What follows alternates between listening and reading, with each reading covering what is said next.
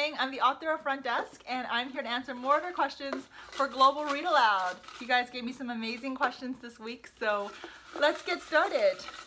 Okay, first question is, how did you come up with the idea for an essay contest for the motel?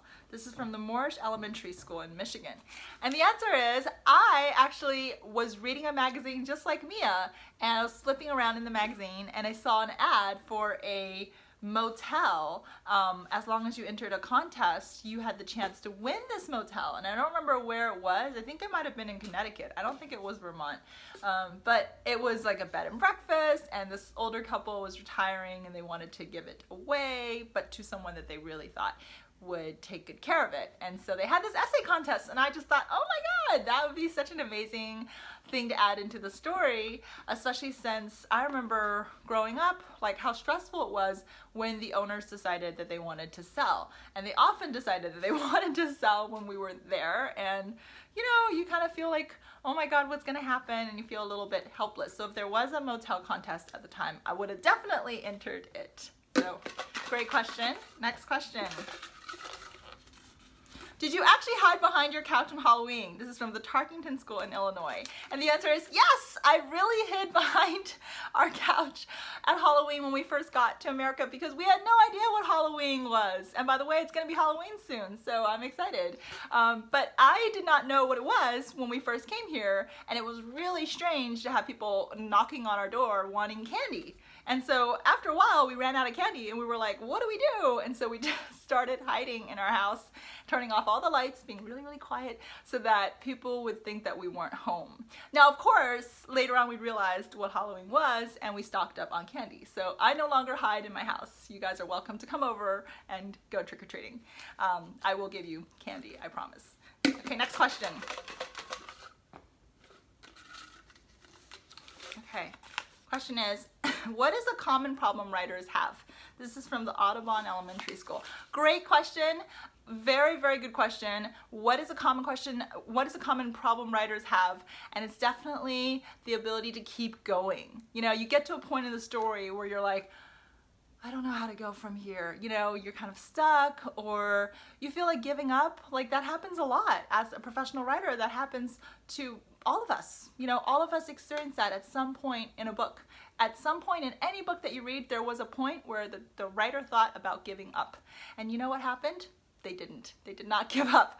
And really all you have to do at that point is look into yourself and ask yourself, why am I writing this? What is the point of writing this? And there's usually an answer deep down inside. You, like, for example, you want to tell people a story about immigrants, or you want to tell a story about kindness, or you want to tell a story about the environment. Whatever it is, there is a reason why you're writing all these words down. And so if you look deep inside and you find that reason, it'll give you the inspiration and the courage to keep going. I know that's what I do. That's what I do when I'm stuck. It's always worked for me. And the other thing to do is to plan, because planning will make sure that you have a roadmap and you know where your destination is gonna be, so you'll keep going. Okay, but great question. Next question is, how are the immigrants you helped doing today? Do you still stay in contact with them? This is from the Mid-Prairie West Elementary School. Yes, we do stay in contact with many of them. My parents do. I went and visited one of them recently in his house in LA, and he's doing great. You know, he's got a great job now, and he has a nice house, and he has all the things that he wanted when he was starting out. But the great thing was that deep down inside, he was still the same person. Right? He was still the same person and still really felt for all the immigrants that are struggling today. And we were able to sit and talk about, you know, what the experience was like coming to America, all the ups and downs. And I was just really, really inspired and just thrilled getting to reconnect with him. So that was a wonderful experience. Another question is, who was your favorite author as a kid from the Big Walnut Intermediate School in Ohio? And the answer is, I loved the Babysitter's Club growing up. So my favorite author as a kid was definitely Anne M. Martin. I thought she was amazing. I even wrote her a letter, and I think she wrote back, so I was really excited about that. I once wrote a story about running away and going to see her, like going to New York and going to Scholastic and trying to meet her. And it was a crazy story that I wrote, which actually was a wildly popular story among kids in my school. Everybody read it and thought it was really great. And so I always think back to that story whenever I'm going to New York and visiting my publishers at Scholastic, and it's amazing to be able to write for the same publisher today. Another question is, how do you show not tell? This is an excellent question, and as a former writing teacher, I will say this is probably the most important question that you can ask about writing. How do you show not tell? Showing not telling is essential when it comes to writing, right? Because if we tell someone that Mia is a creative problem solver, they're gonna be like, you know, says who? Why should I believe you, right? Like, whatever.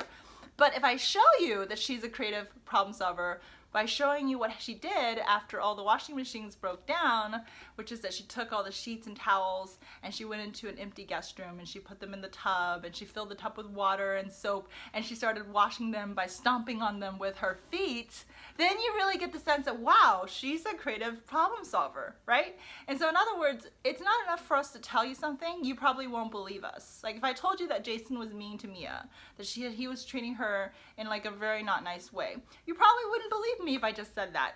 But if I showed you all the times he made fun of her at school, made fun of her clothes, gave her a hard time, then you'd be like, whoa, he was not being very nice here, right? And so the best thing to do if you want to show not tell is to describe actions with detail.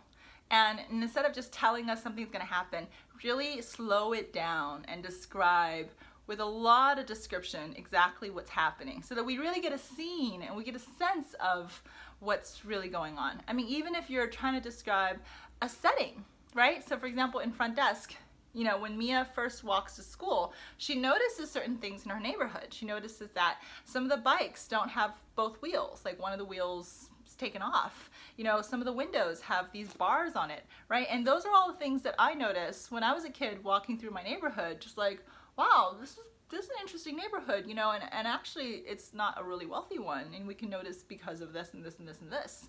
And so what I really encourage you to do if you want to show not tell is to keep a record of all the things that you notice, right? Write it down in a notebook so that when it comes time to write, those details are right there. They're at your fingertips. All you have to do is flip to your notebook and be able to see, oh wow, okay, these were things I noticed yesterday. My friend acted this way, or this happened, or I saw this in my neighborhood, my next door neighbor did this.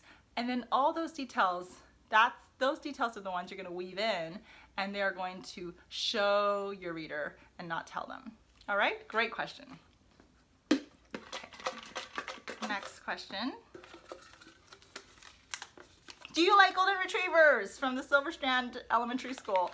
And the answer is yes, I love golden retrievers. I love all dogs, but I'm particularly fond of goldens, and I'm also particularly fond of labs and labradoodles.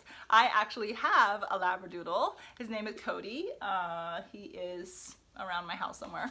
But he's awesome, and he loves balls, and he loves treats. He's extremely food motivated, as am I. So. Okay, this is our final question for today. Okay, this question is an awesome one. It is, which is one event from the plot of the story that really happened to you? Which details were actual and which details were made up? Great question. It's from the Falmouth Elementary School in Maine. Okay, so let me think. One thing that actually happened to me was I once found a ruby necklace in the motel. And I was really excited because I had like no jewelry of any kind. And I just was like, oh my God, look what I found. And we did not have the person's phone number for some reason. You know, we tried to find it, but for some reason they like didn't fill out a card or something, or I couldn't find the card. So we tried various ways to find the customer, but we could not find the customer. So this ruby necklace was just sitting in the front desk area, you know, in a little basket for like lost and found. And I remember looking at that necklace and just every day going, you know, should I wear it? Like, should I wear it until the owner comes back and gets it? And obviously I'll return it to them, but maybe during the time that they don't come back. And what if they never come back? Then like, could I keep it, right? So I remember being really excited, but also really nervous wearing this necklace. And it's a true story, I wore it for 2 days.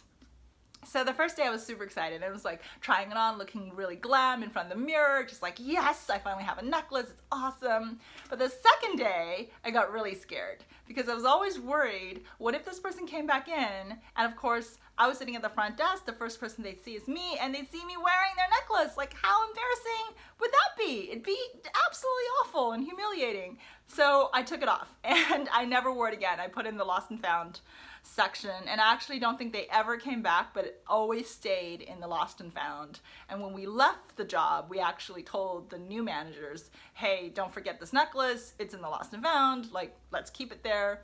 But when I was running front desk, though there's no ruby necklace, I did take that experience of what happened to me and I changed it to jeans. Right? So Mia's always wanted jeans. She finally finds a pair of jeans. She wears them. But the most extremely scary thing that could possibly happen happened, right? The thing that I was so worried about actually happened, which is that the girl whose jeans they were came back and found Mia wearing them.